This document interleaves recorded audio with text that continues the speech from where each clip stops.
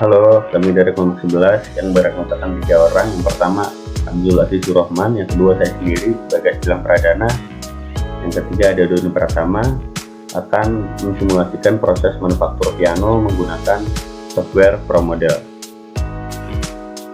Ini adalah anggota kami dan juga dosen pembimbing Insinyur Suhendra MTIPN. Latar belakang, proses produksi adalah cara, metode, dan juga teknik untuk menciptakan atau menambah kegunaan suatu barang atau jasa menggunakan sumber-sumber seperti tenaga kerja, mesin, bahan-bahan, dan juga dana yang ada, menurut Asauri. Pada tugas besar ini akan membahas masalah yang berkaitan dengan rendahnya output produksi dengan cara simulasi sistem. Tujuan dilakukannya simulasi ini adalah untuk memberikan gambaran area mana saja yang menjadi bottleneck proses dan apa saja usulan yang dapat menjadi solusi agar produktivitas dapat ditingkatkan. Penyelesaian masalah di atas akan menggunakan simulasi dengan software ProModel. Rumusan masalah.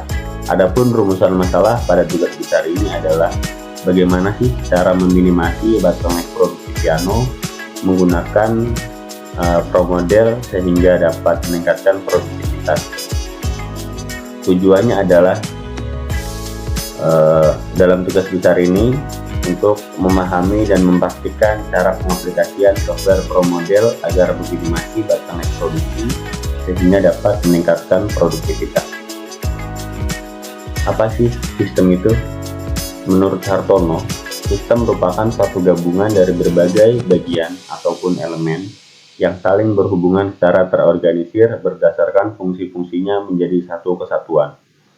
Simulasi adalah suatu teknik yang dapat digunakan untuk memformulasikan dan memecahkan model-model dari golongan yang luas, menurut Schroeder tahun 1997. Kemudian model merupakan upaya untuk menyederhanakan dunia nyata ke dalam kerangka kerja yang lebih mudah dimengerti. Dengan kata lain, model membantu kita untuk memahami suatu fenomena yang kompleks dengan cara yang lebih sederhana, menurut John L. Casey. Kemudian tipe simulasi ada 3. Yang pertama simulasi kontinu, yaitu menangani perubahan secara berkelanjutan. Kemudian ada simulasi diskrit, yaitu memodelkan simulasi dalam waktu tertentu. Dan juga yang terakhir ada simulasi Monte Carlo, menggunakan percobaan acak untuk estimasi hasil. Semua digunakan untuk memprediksi sistem nyata. Kemudian ada teori produktivitas. Produktivitas kerja adalah suatu keberhasilan individu dalam mengerjakan tugasnya yang bisa dilihat dari segi dimensi keterikatan, keahlian merencanakan, daya usaha dalam pekerjaan, dan juga produktivitas kerja karyawan secara keseluruhan, menurut Sukardi tahun 2021. Software ProModel adalah alat simulasi yang digunakan untuk memodelkan dan menganalisis sistem operasional dalam berbagai industri, termasuk manufaktur, logistik, dan juga layanan kesehatan. ProModel memungkinkan pengguna untuk menciptakan representasi visual dari sistem mereka, menguji berbagai skenario, dan mengoptimalkan proses untuk meningkatkan efisiensi dan produktivitas. Dengan aplikasi ProModel ini, para pengguna dapat menggambarkan aliran proses dan interaksi antar elemen. Kemudian dapat menganalisis dampak perubahan dalam parameter sistem. Dan yang terakhir, para pengguna juga dapat melihat hasil simulasi dalam bentuk grafik dan laporan yang mudah dipahami. Nah, pada slide ini ada model simulasi atau gambaran suatu sistem yang kompleks. Yang pertama adalah pengiriman komponen, kemudian masuk ke conveyor, lalu ada material, kemudian ke conveyor lagi, diproses menggunakan mesin, masuk ke conveyor lagi, lalu ada pengecekan quality control, kemudian lanjut ke conveyor hingga di pengiriman ataupun akhir produksi. Slide selanjutnya ataupun bagian selanjutnya akan dipresentasikan oleh Doni Pratama. Berikut adalah tahapan atau langkah-langkah pembuatan simulasi dengan menggunakan software ProModel. Langkah yang pertama adalah kita masuk ke dalam software ProModel. Kemudian kita masuk ke file, kemudian create new. Setelah itu buat judul, kemudian masuk ke dalam browsing, kita pilih versi student. Setelah itu klik OK, kemudian kita bikin build untuk membuat location. Oke, baik. Berikut adalah tampilan utama software Pro Model pada bagian sebelah kanan. Di situ akan kita gunakan untuk menempatkan elemen-elemen yang akan kita gunakan sesuai proses yang ada.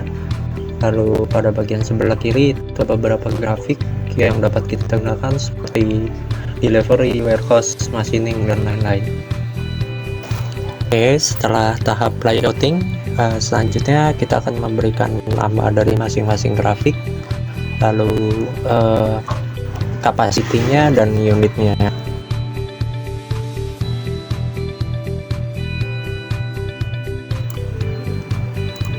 Oke, setelah memasukkan data yang kita butuhkan, tahap selanjutnya adalah masuk ke menu simulation lalu ke processing. Pada bagian ini kita akan membuat flow proses atau panah yang dapat dilihat di sebelah kanan, dari raw material masuk ke warehouse, lalu machining, dan seterusnya. Pada tahap akhir di delivery, jangan lupa kita untuk menambahkan proses terakhir dari delivery ke execute. Jangan lupa untuk mengisi operation yang digunakan pada bagian atas sebelah kiri, seperti white N, white E, dan seterusnya sesuai data yang kita punya.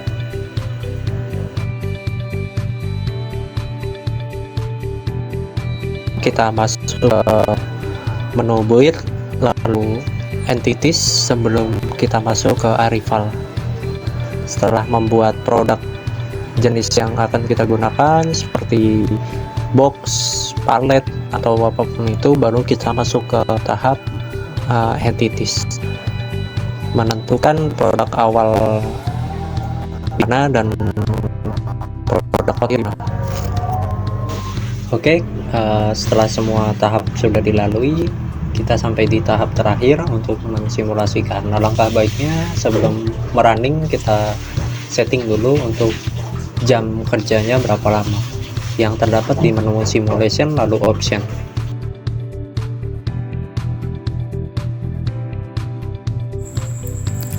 Setelah menjalankan simulasi, kemudian kita akan mengetahui report atau hasil dari simulasi yang kita buat. Untuk simulasi yang pertama, muncul sebuah masalah, yaitu terjadi penumpukan material atau penumpukan WIP di beberapa proses, atau yang disebut di situ adalah bottleneck.